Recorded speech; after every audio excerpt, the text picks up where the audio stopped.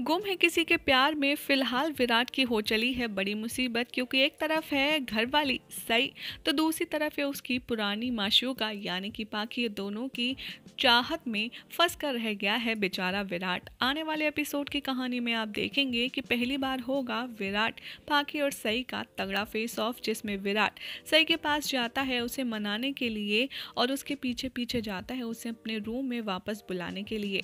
ये सारी सिचुएशन पाखी देखती है और जैसे ही पाखी देखती है कि विराट सई के पीछे पीछे जा रहा है उसे मनाने के लिए, तो वो बीच में आकर के बोलती है कि वाह विराट, तुम फिर से सई को मना ही लाए। विराट कहता है कि एक मिनट पाखी, मैं उससे कुछ इम्पोर्टेंट बात करना चाहता हूँ। पाखी कहती है कि यही है तुम्हारा इम्पोर्टेंट काम, बस अब क्या बातें रह गई हैं विराट।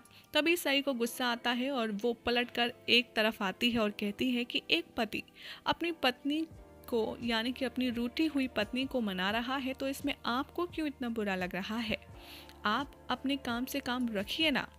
बाकी को बहुत बुरा लगता है सई का इस तरीके से उसे टोकना और वो कहती है कि सई, तुम्हारी हिम्मत कैसे हुई मुझसे इस तरह से बात करने के लिए, और तुम मुझसे इस तरह से बात बिल्कुल भी नहीं कर सकती। सई को और तेज़ गुस्सा आता है और वो जाते जाते रुक जाती है और कहती है कि मैं ऐसे बात क्यों ना करूं। आपको इस समय अपने पति के लिए परेशान होना चाहिए पाखी दी, जो ढूंढने से भी नहीं मिल रही है, लेकिन आपको तो किसी और के पति पर नज़र गड़ानी है और उसी के पति पर नज़र गड़ा करके बैठी है।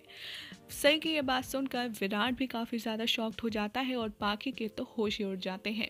अब ऐसे में देखना होगा बेहद इंटरेस्टिंग कि विराट पाखी का साथ देता है या फिर सई का साथ, या फिर वो बिना कुछ कहे हर बार की तरह सिचुएशन से भाग जाता है।